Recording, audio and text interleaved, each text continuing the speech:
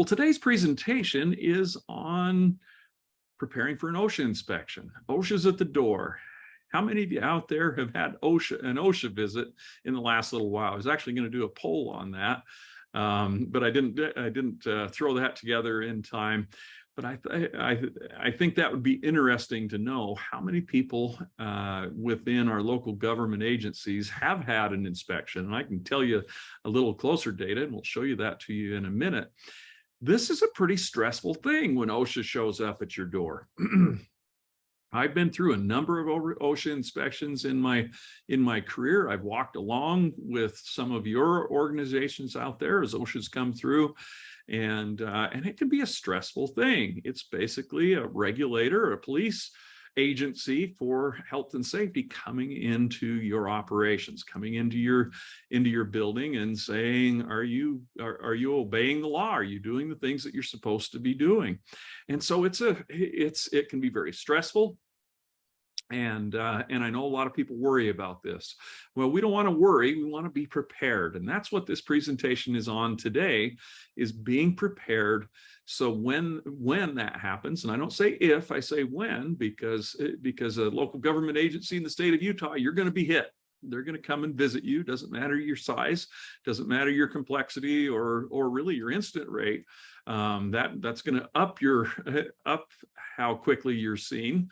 But as a local government agency, you will have an OSHA inspection from UOSH, Utah's agency that regulates safety and health. So it's coming. So we need to be prepared. All right. Well, I just wanted to talk first things first, just a couple of things about OSHA. Now, I'm going to say OSHA over and over again, and there are some distinctions here between federal OSHA, the Occupational Safety and Health Administration. That's a federal agency under the Department of Labor, and UOSH, the Utah Occupational Safety and Health Division of the Labor Commission. They both have similar roles. At a federal level, OSHA regulates safety and health. Back in 1970, the OSHA Act was passed and signed, and it gave OSHA the ability to go out and inspect and issue citations and fines to employers in the country. Not every state is under federal OSHA. We have state plans. Actually, more than 50% of the states in the country have their own plan. And basically what happens is the state says, this is what we're going to do to regulate safety and health. And if it meets OSHA's standards, then they'll allow those states to run their own program. And that's what we have here in Utah. So when I talk about UOSH or Utah OSHA, that's what I'm talking about. It's a state division of the Labor Commission, and they will, and they have the responsibility to go out and well, here's their mission statement: helping to ensure a safe and healthy workplace for every worker in the state of Utah. That's their mission statement. And we partner with UOSH here at the Trust, and you've seen various things. We'll talk a little bit more about them as we go into that. But at the end of the day, they're a regulator. They have the ability to issue citations to you, and that can have a negative impact on you. So we've got to deal with the potential of them coming in. Just a couple of things about that.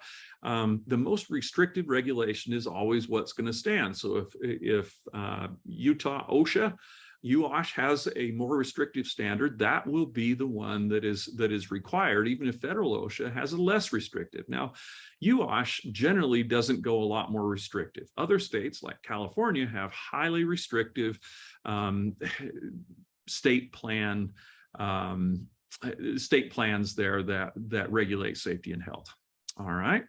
UOSH decides what OSHA standards to adopt, but in most cases, they don't really have much of a choice when it comes to that. And that's been demonstrated a couple of times recently. And when we talk about COVID regulations that came out and some others as well, the federal government basically put their foot down and said, you will do this or we will revoke your state plan. One thing that differs as well is that UOSH is required to regulate local government agencies. That particularly applies to this group on the webinar today. Federal OSHA does not regulate state and local governmental agencies. That is precluded from their scope. But as state plans are allowed to take over, that's a requirement. They say you've got to regulate your state and local governments. And so we definitely have to deal with UOSH. All right, and I just put up a screenshot of UOSH's webpage and a link there. It's a pretty darn good page where you can go and get some information from them. And like I said, we partner with the Labor Commission and with UOSH to provide information for you. Quarterly, we will do a Labor Commission luncheon series, and you can either come here to the Trust or get it online, where you can get information about UOSH and about their focus and about important things that they have to share with us. Evelyn Partner is from their consultation division, and she works specifically with governmental entities, and we've had her do those presentations for us. So definitely take advantage of those things. All right, so now talking about preparing for an inspection.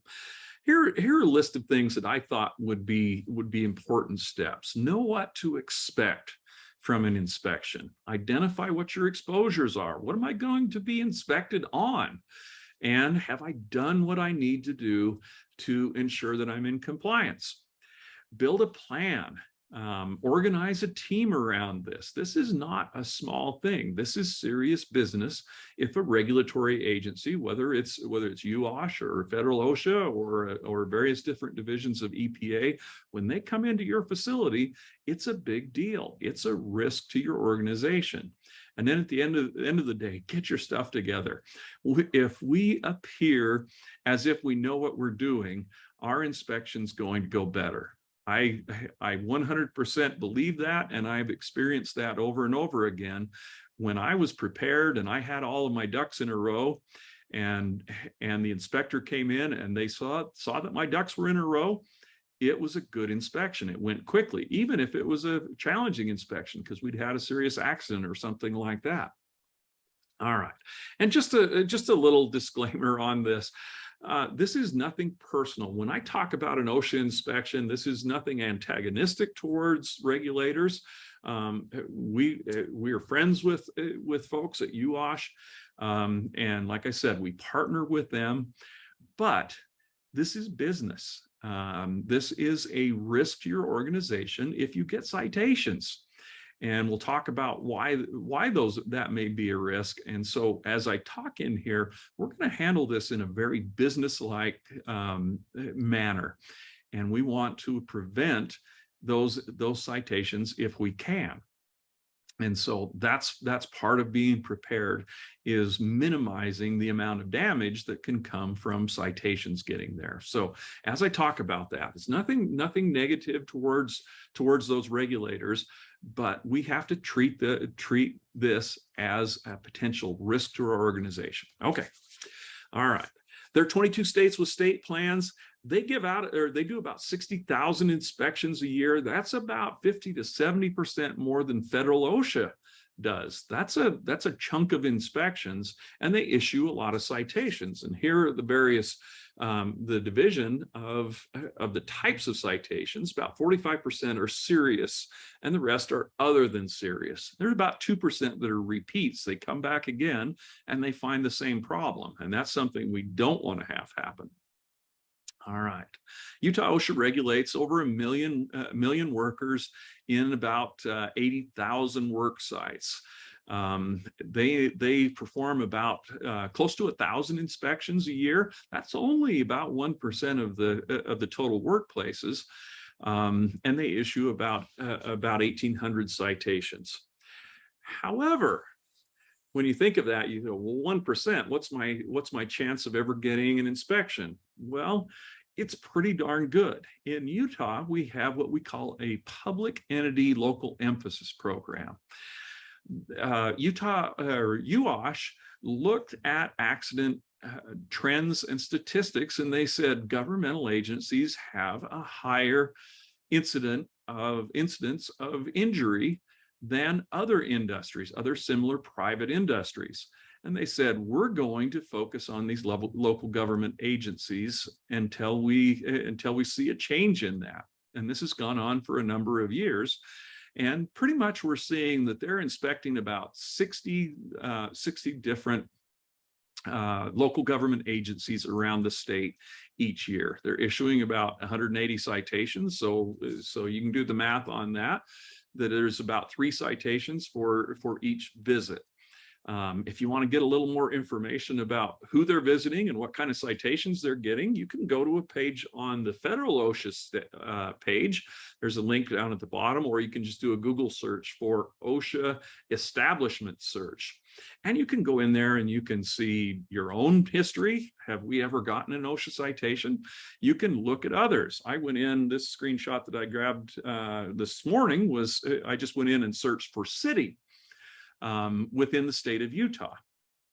Really easy search function there. And you can see, I thought it was good because we didn't have any violations yet. Most of these are pretty recent, and they may not actually posted up the violations if there are some. But you can see even entities the size of Millville, small city up in Cache County, have had a visit. And you can see the type of inspections that those are. So that's a good way to get an idea of what they're looking at. It doesn't matter the size of your organization. If you're a local government agency in the state of Utah, you're going to get hit. Okay.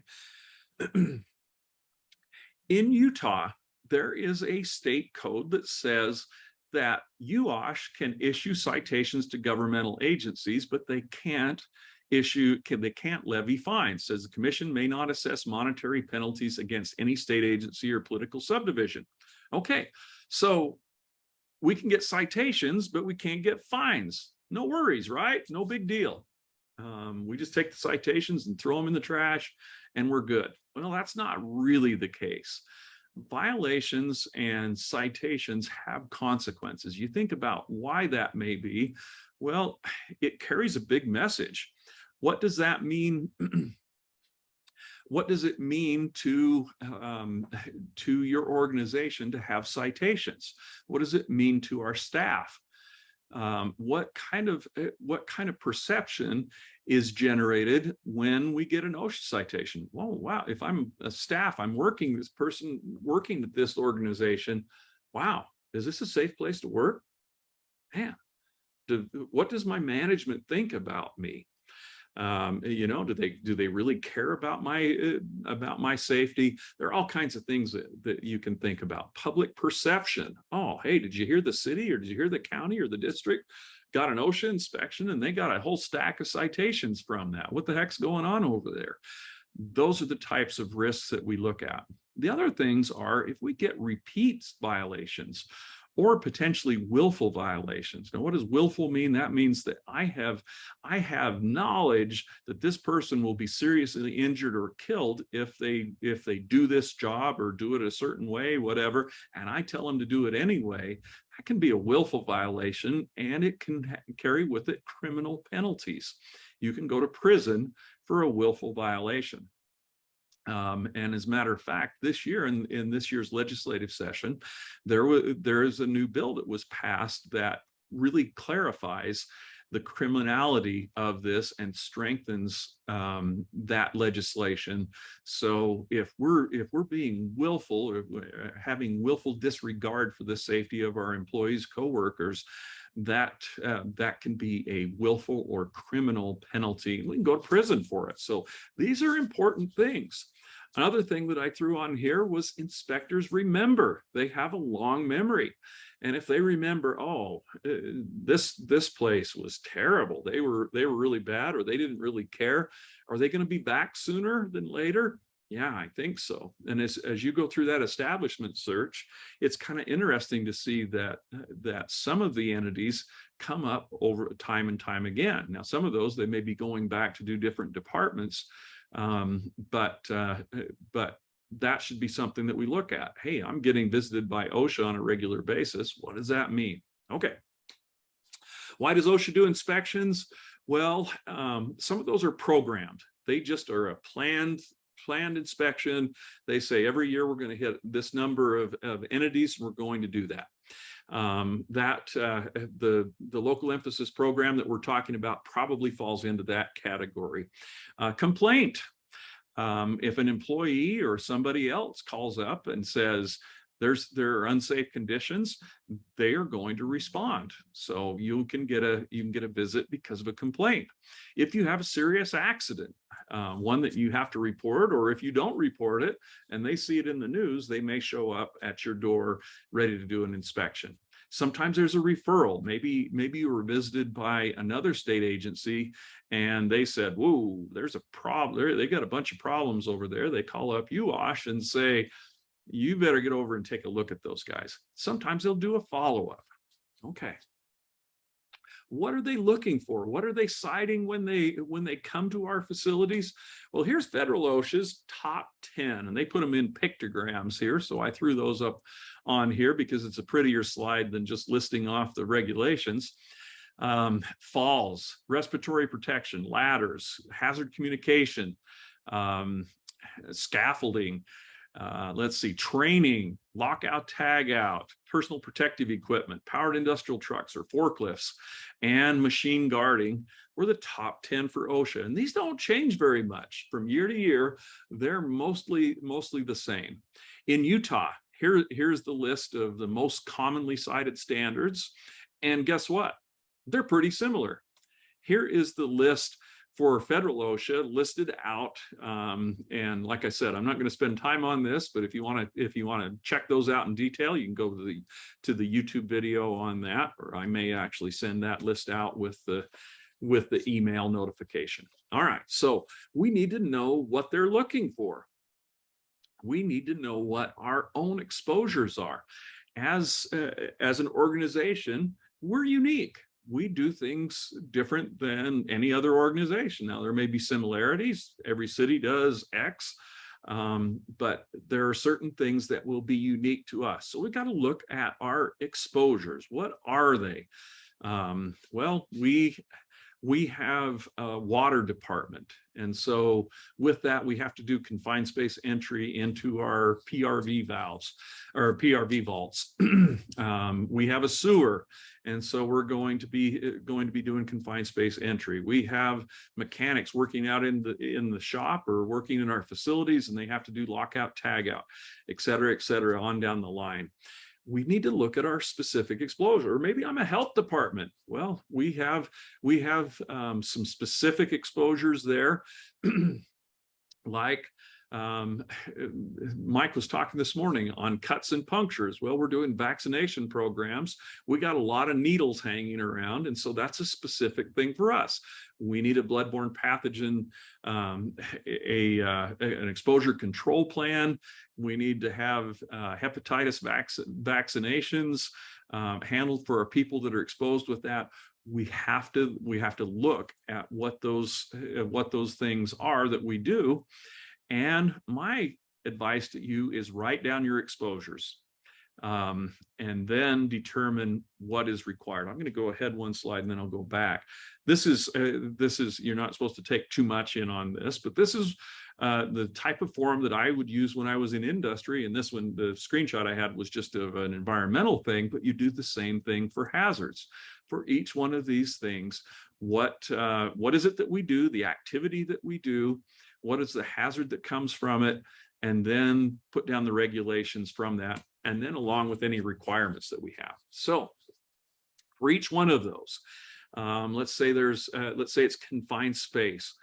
Is there a written program necessary? Yeah, we have to have a written program that says how we're going to do this. We have to have permits, and we have to control our documents, all of those things. What types of controls are necessary? Well, under the confined space standard, I need to have ventilation. I need to have air testers. I need to have a tripod and a winch to be able to bring people out. And then we go down the list. What training is necessary for confined space? Yeah, we need to train each person on that entry team, each different responsibility on what their requirements are and what the hazards are they're facing and how they'll prevent those.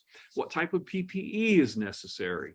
And there's a specific requirement that each employer will assess their workplace for hazards that require PPE, determine the right PPE, and then certify that we've done that assessment. Well, OSHA is going to be asking, UOSH is going to be asking you for those types of records when they show up.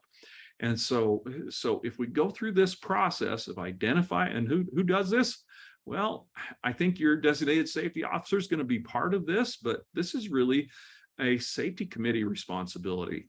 Somebody writes it down, the safety committee really battles it out and says, okay, what are our hazards there? And what are the activities that we do that provide these exposures? Get a list of those things and then add the rest of that.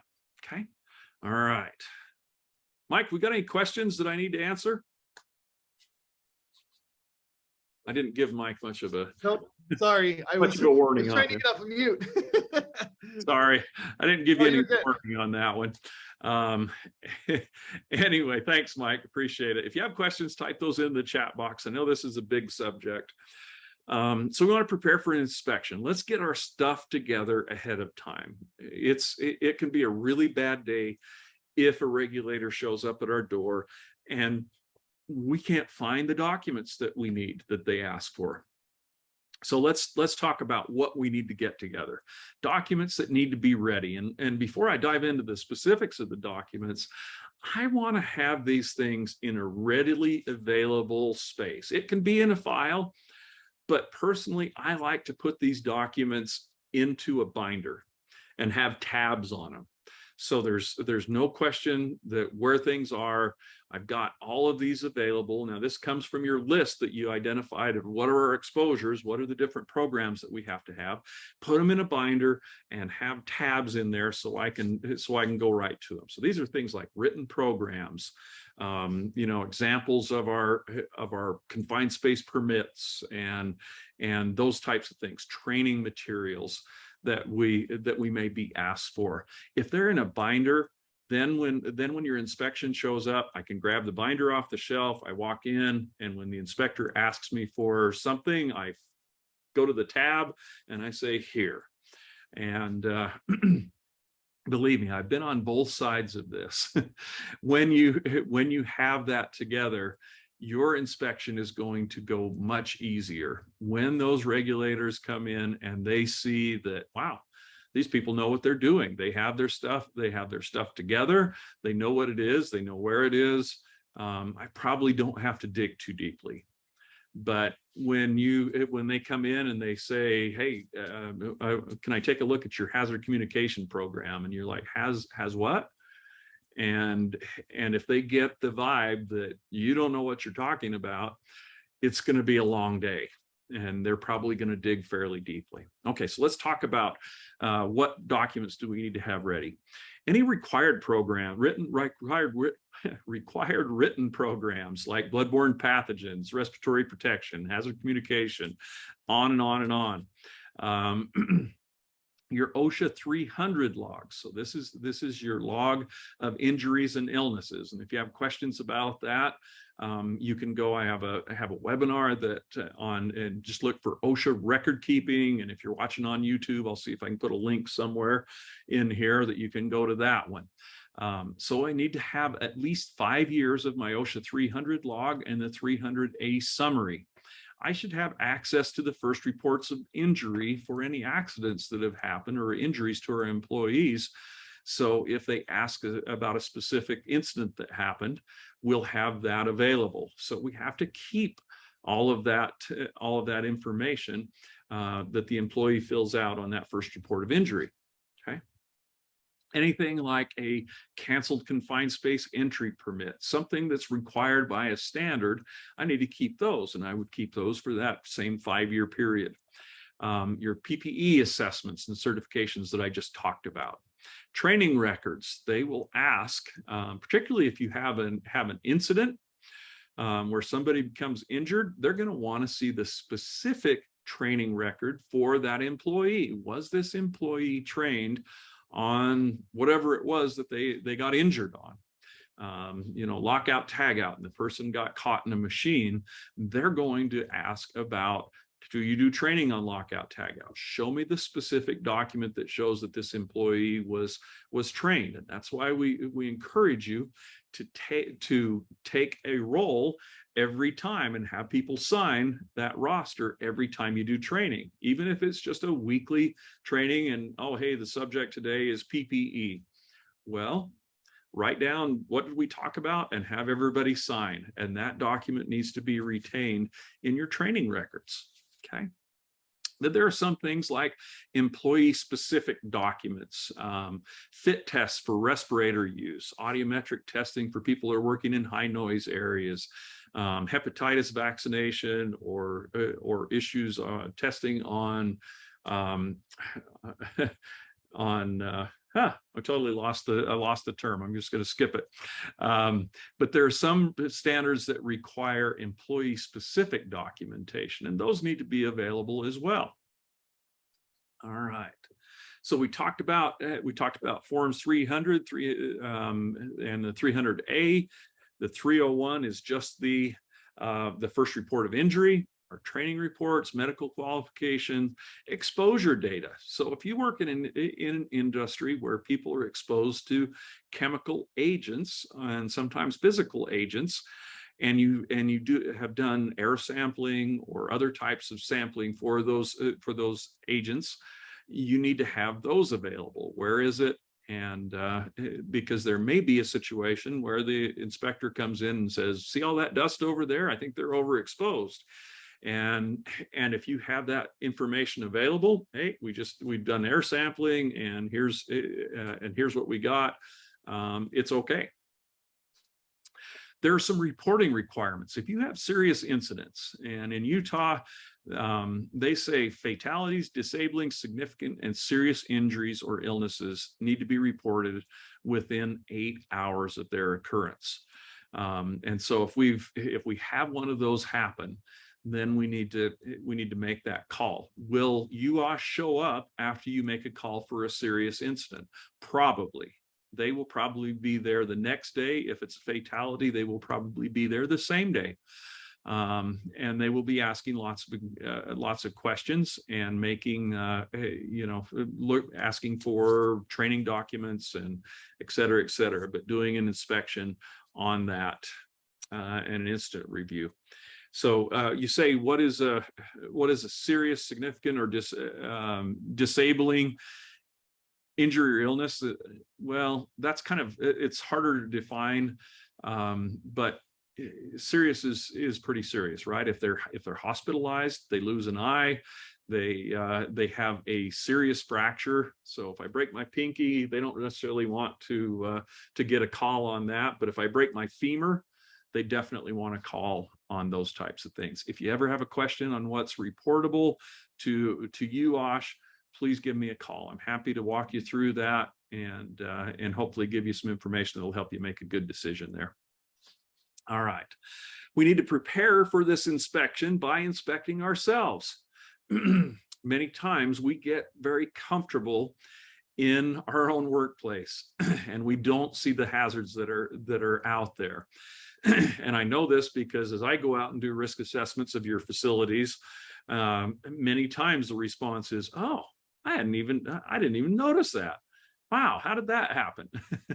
And, how did that get that way? And you know what? It's the same thing for my workplace as well. It's easy to get complacent on those things. So we want to force ourselves to go out and look at what's there. And you've heard me say this a number of times. You got to audit yourself. Go out and inspect. And we have these forms that are simple, but have somebody go out each month and do an inspection. This takes care of a lot of the low-hanging fruit. The housekeeping items.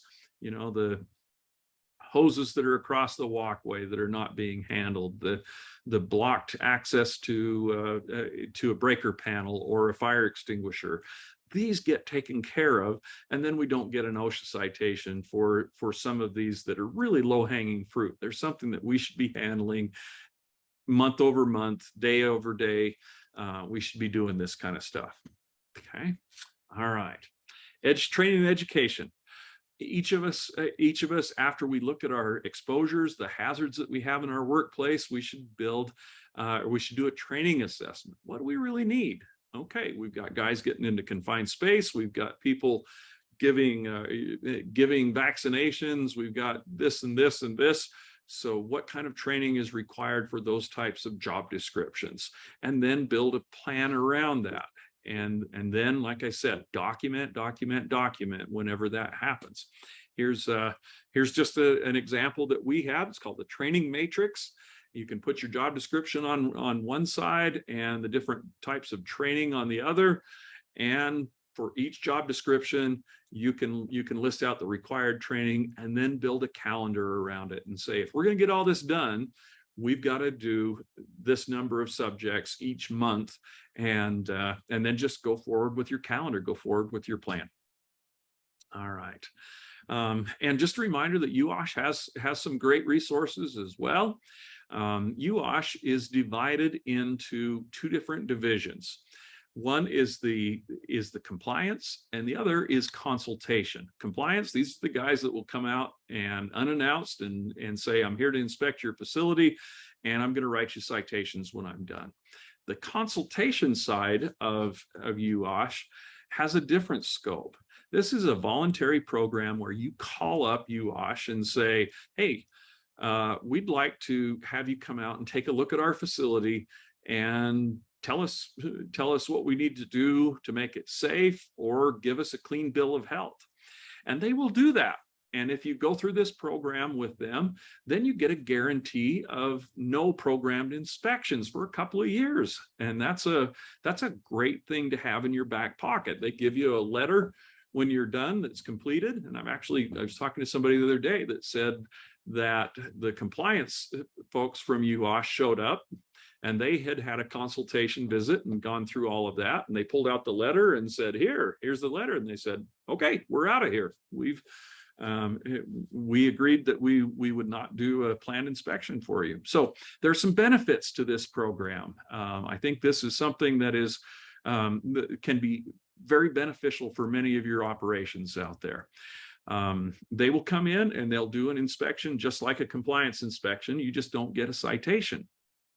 You do get a list, report of what they found. And those will be listed out if they're serious and all the things, just like it's a citation. And you are required to fix it all. The only thing that really changes a lot in this is you don't get citations. And it's more of a friendly visit, right? We come in and we talk and we discuss, and it's a little less hanging on the line as when the compliance folks show up. I would give you some advice on this one, though. If you want to participate in this program, give Mike or myself a call.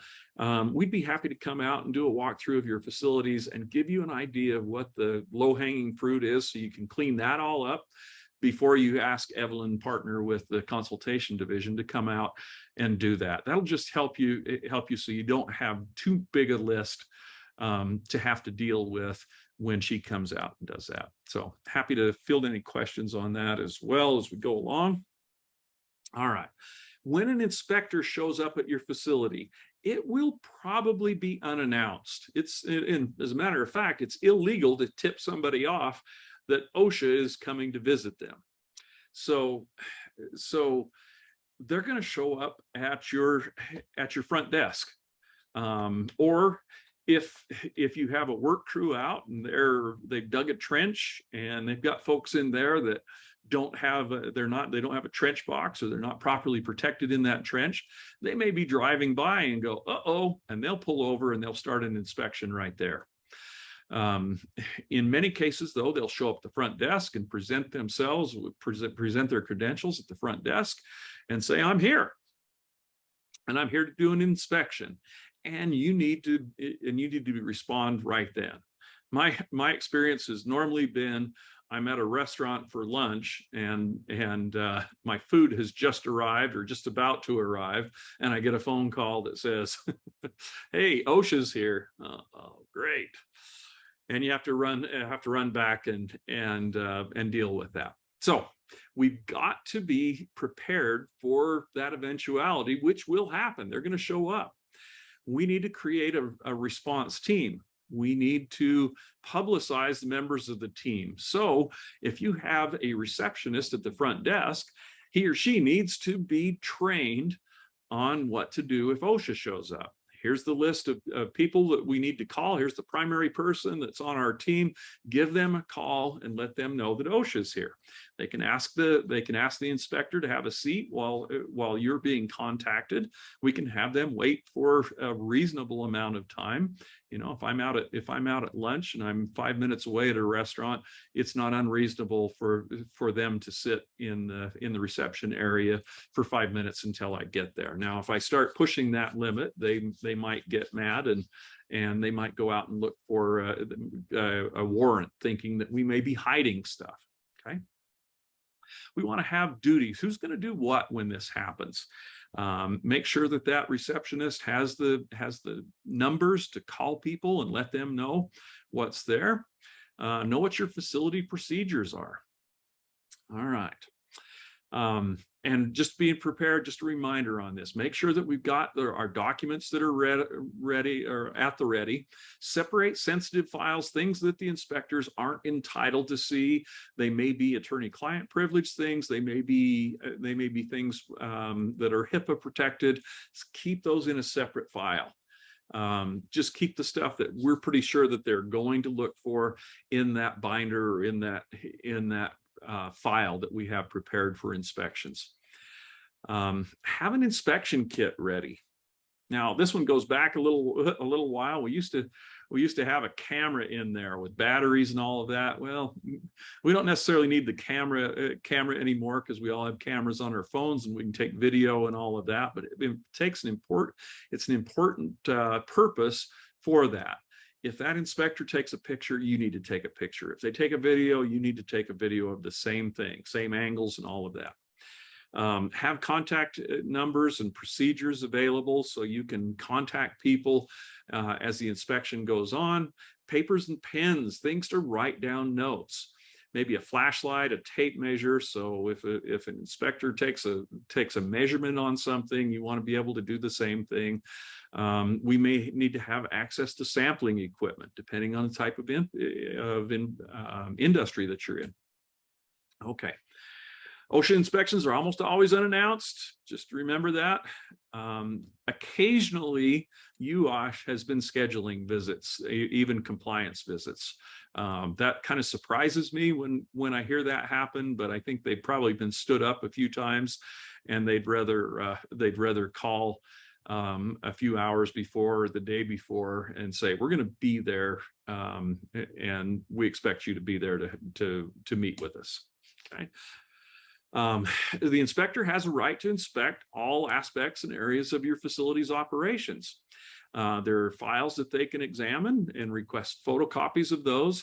They can take samples, air samples, take noise samples, those types of things to verify whether you're complying with their standards. They can record information about their observances. Be advised that inspectors, many times they'll carry a video camera with them. They don't turn it off. It may not be pointed at anybody or anything, but they may leave that running, and they'll record the discussion as you're going along. They may actually have voice recorders or other things that they'll using, but that's been my experience in the past. Is pretty much everything that goes on will be recorded, and that inspector will take that information back to the bosses, and they'll sit back and say, okay, here's what we observed, and they'll make decisions as to whether or not you'll get citations or not. Okay, OSHA inspectors may talk to employees. That is their right, and the employees have the right to speak with the inspector, and they can do that in private. So they don't have to.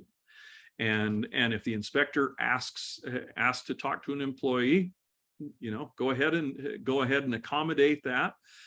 We can train our employees and say, if you don't want to talk to OSHA, you don't have to.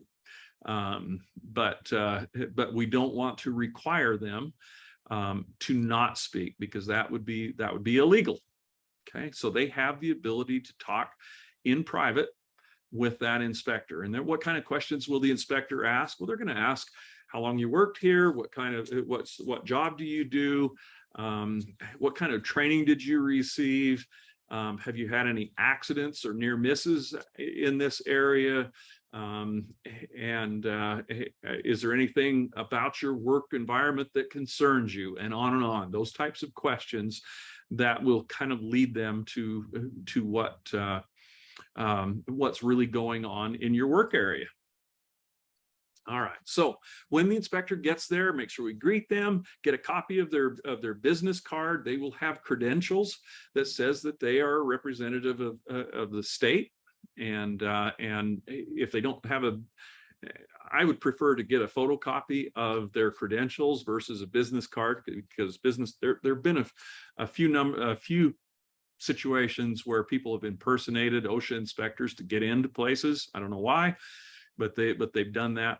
I would make a photocopy of that just so we know who they are and that they truly are from UOSH. If you have a procedure that you do for everybody, which is, hey, you have to watch this safety video before you come into the plant, or you have to have a certain type of PPE on to enter the plant. You got to have safety glasses, a hard hat, and safety shoes, et cetera, et cetera. Work with, and you can have your receptionist help them with all of that, just the same way we do with others. Hey, here's the training you have to do. We need you to sign in that you're a visitor, and you need to have this PPE. If they don't have that, which they will, UOSH, they come prepared with pretty much any PPE that might be required. But if they don't, make sure that you offer them. Here's some earplugs, here's some safety glasses. Make them meet your requirements when it comes to safety requirements. Escort the inspector to a conference room and ask them to wait until you have your team there. A reasonable amount of time. If we start pushing 20 minutes or a half an hour, they're going to get frustrated, and they're probably going to say, you guys are just stalling and it won't be good. So we want to get there as quickly as we can. Be polite. Don't really start anything until we start our opening conference. We want to notify top management every time. Hey, OSHA's here.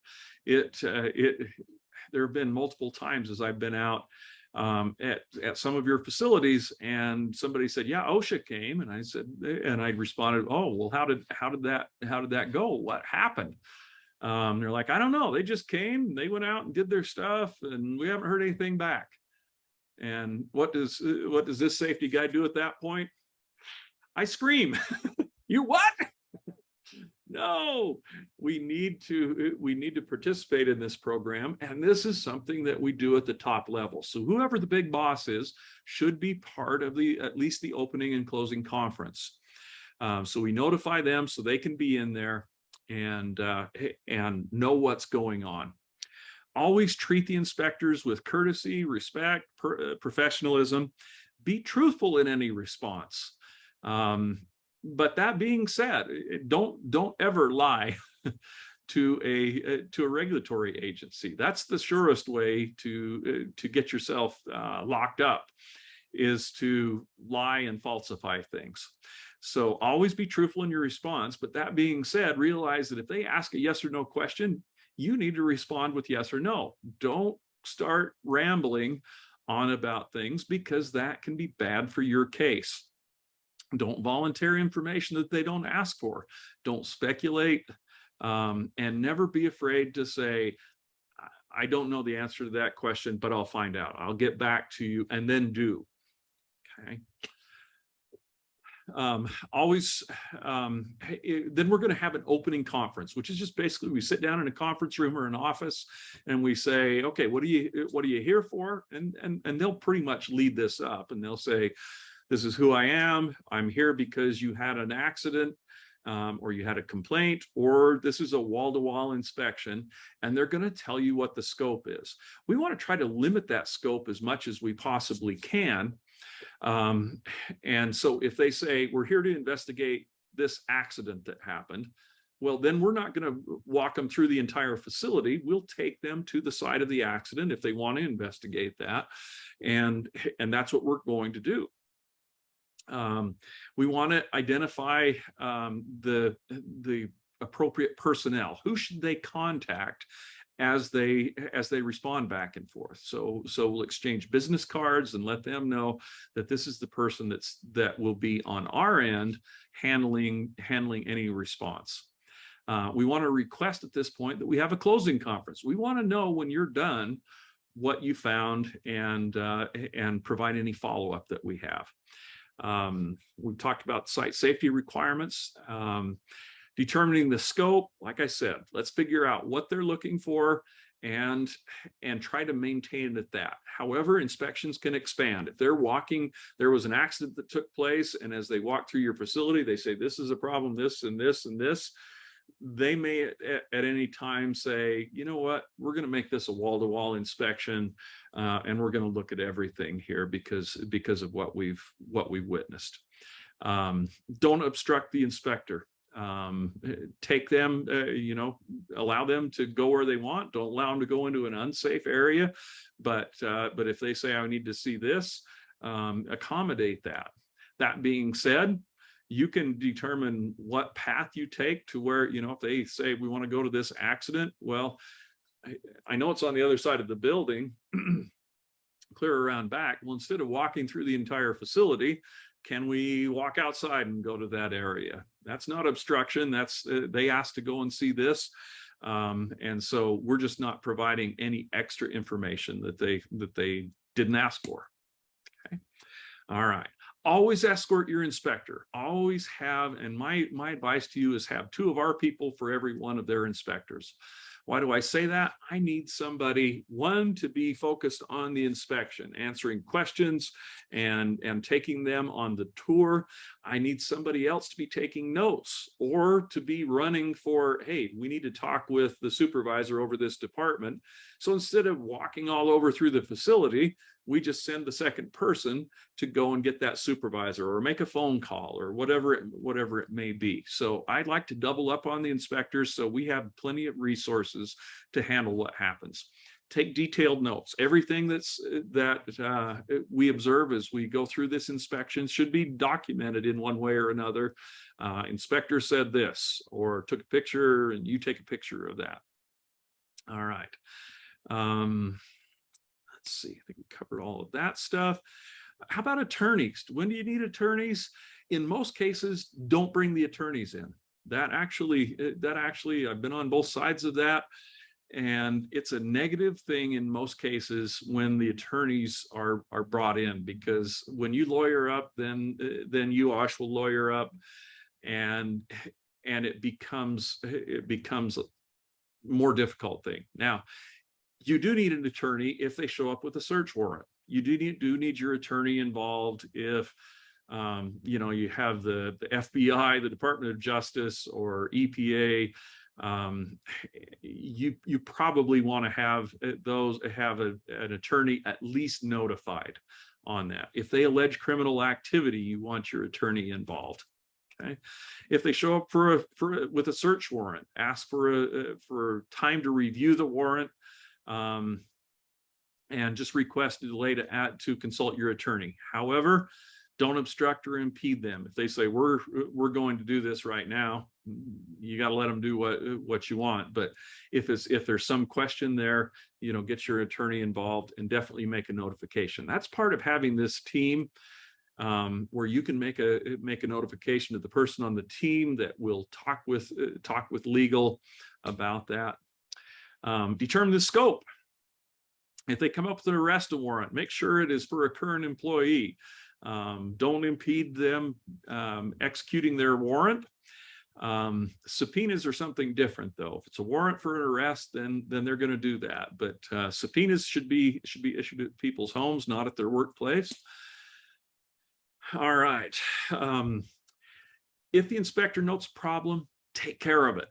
If they say, you know, that employee over there doesn't have their safety glasses on and they're out and they're doing that job, fix it. Go over to the employee and say, hey, wear your safety glasses, and get that employee their safety glasses. Show good faith. Let's give them, let's let them know that, hey, we're a partner here, and we are serious about the safety of our employees, and we're going to fix these things. That's not admitting guilt or anything like that. That is something just showing you're showing good faith and taking care of those issues. And I've got to tell you, when you do those things, I've been in inspections where that never appeared as a citation or anything because we handled the problem. All right.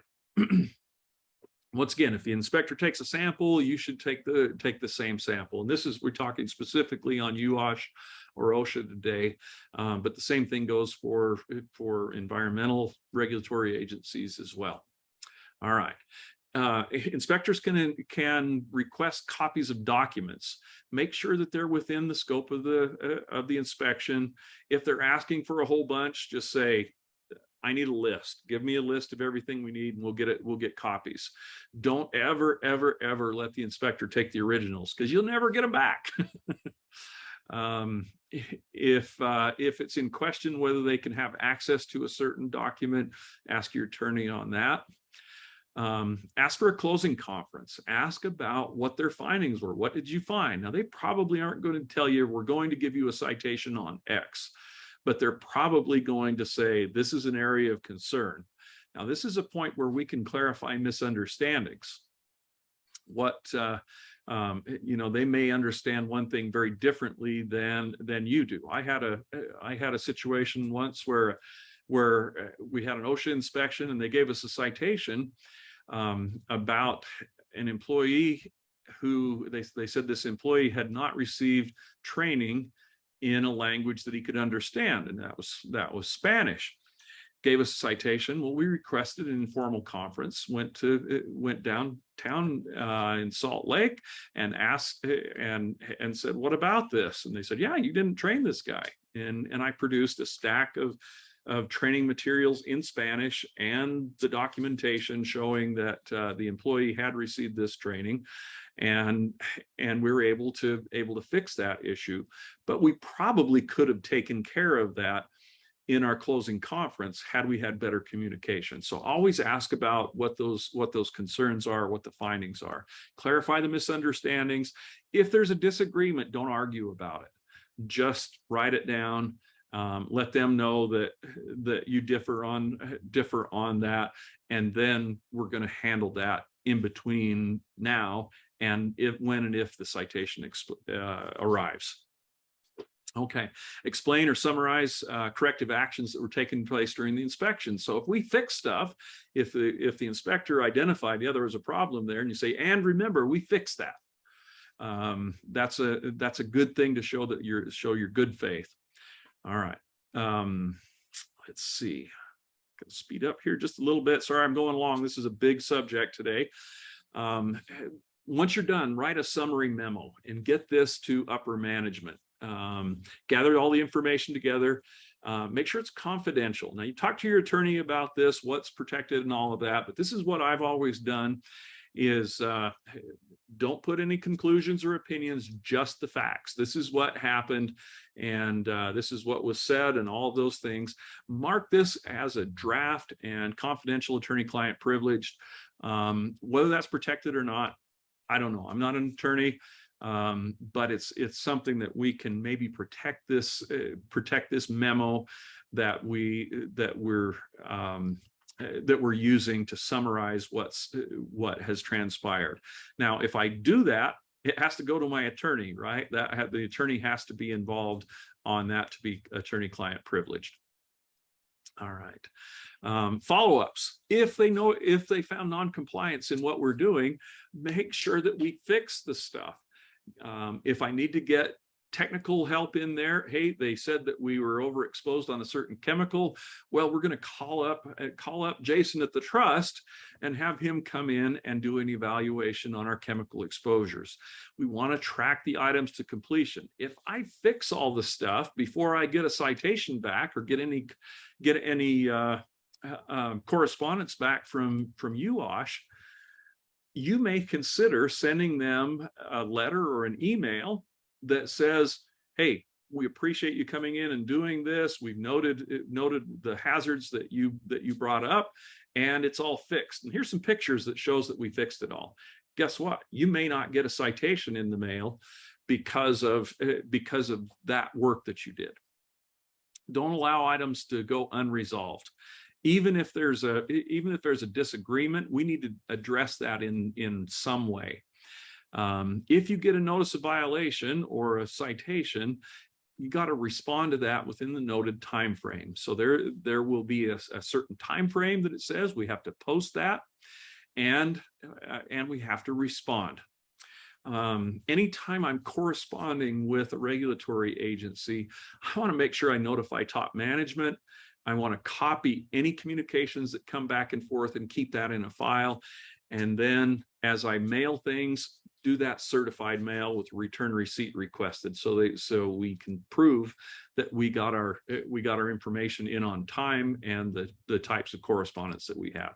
If you get a citation, this notifies you of an alleged violation. Now you have some opportunities to dispute that. You've got to post a copy for 3 days near or at the site of violation. You can request an informal conference, which is basically a sit down with the OSHA inspector and their director and say, we disagree. We did provide training in Spanish to this employee, and here's the reason why. And in many cases, those citations can be removed. If you did get fines, you could actually negotiate the fines from those. Employer has rights, and I think I've covered all of these. I know I'm pushing an hour, so I'm just gonna go quick. I'll leave these slides on there. You can go back and check them out on the YouTube channel if I've missed anything. Employees have rights as well. They have a right to talk with OSHA. They have a right to request an inspection. They have a right to remain anonymous when they issue a complaint. They have a right to object to citation abatement periods and say, no, this needs to happen faster. They have a right to seek a safe workplace without retaliation. So if somebody makes a complaint about your operation, they call up UOSH and say, this is an unsafe place, you can't retaliate against them. If you do, that's a criminal act. And so we have to be very careful about that and treat people with respect and respect the law when it comes to that. Okay, we've got one more quick slide here. This was a ton of material. Inspections actually can be a positive experience if you plan ahead. If you're ready and prepared, we can show our best foot forward, and they'll look at what's going on, and occasionally they'll give you some kudos. And I've got those over time, and if they wrote it down, I printed it up and put it in the front page of my binder for those things. So hey, the last time you guys were here, you gave me kudos for the stuff that we've done. So use this as an opportunity to get your team together and create a safer workplace. If we're identifying our hazards and putting those controls in place and building a program, we're going to make our workplace safer. And at the end of the day, OSHA doesn't matter, UOSH doesn't matter. It's whether those folks go home safe every day. And that should really be our goal. Okay, lots of stuff, lots of material there. Mike, do we have any questions? Folks, go ahead and type your questions into the chat box if you haven't done so already. Nope, no questions. Wow, I put them all to sleep. Yep. No, it's good. That was great information. Okay, that's a ton of material there. Lots of kudos coming through. So Well, thanks, folks. I would love to chat with you about this, and I really want to sit down with all of you designated safety officers and kind of get a pulse on where you're going and where you need help. And that's really our job, is to help you out. Mike's doing a lot of aquatic visits this month, and so he's going to be out chasing those. But my plan is to get out and visit a lot of you designated safety officers and help you out wherever we can. But for any of you out there, if you're not a DSO, that doesn't matter. Give me a call, send me an email, and we'd love to help you out on this. And if OSHA shows up, if UOSH shows up at your facility and they've got a bunch of questions and you don't have answers, give me a call. If you need boilerplate policies, procedures, those types of things, give me a call. We'll help you out. You have an accident, you need to decide, do I need to call on this? Give me a call. And that's it. No questions? Nope, that's it.